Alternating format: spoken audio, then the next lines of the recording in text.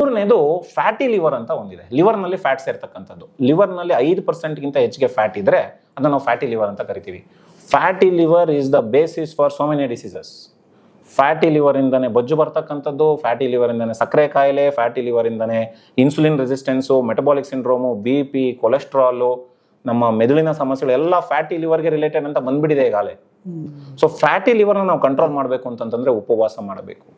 ಯಾಕೆ ಫ್ಯಾಟ್ಸ್ ಇರ್ಕೊಳ್ಳುತ್ತೆ ಅಂದ್ರೆ ನಾವು ತಗೊಳ್ಳೋ ಆಹಾರ ಏನೇ ತಗೊಂಡ್ರು ಕಡೆದಾಗಿ ಅದು ಗ್ಲೂಕೋಸ್ ಆಗಿ ಕನ್ವರ್ಟ್ ಆಗುತ್ತೆ. ಆ ಗ್ಲೂಕೋಸು ಎಲ್ಲ ಕರುಳಿಂದ, ದೊಡ್ಡ ಕರಳು, ಸಣ್ಣ ಕರಳು ಎಲ್ಲ ಕಡೆಯಿಂದ ಹೊಟ್ಟೆಯಿಂದ ಹೋಗ್ತಕ್ಕಂಥದ್ದೇ ಲಿವರ್ಗೆ. ಲಿವರ್ ಅಲ್ಲಿ ಅದು liver is like active continuous organ. Liver is most underrated organ ಅಂತ ಕೇಳಿದ್ರೆ. ಲಿವರ್ ಬಗ್ಗೆ ಯಾರು ಜಾಸ್ತಿ ಮಾತಾಡೋದೇ ಇಲ್ಲ.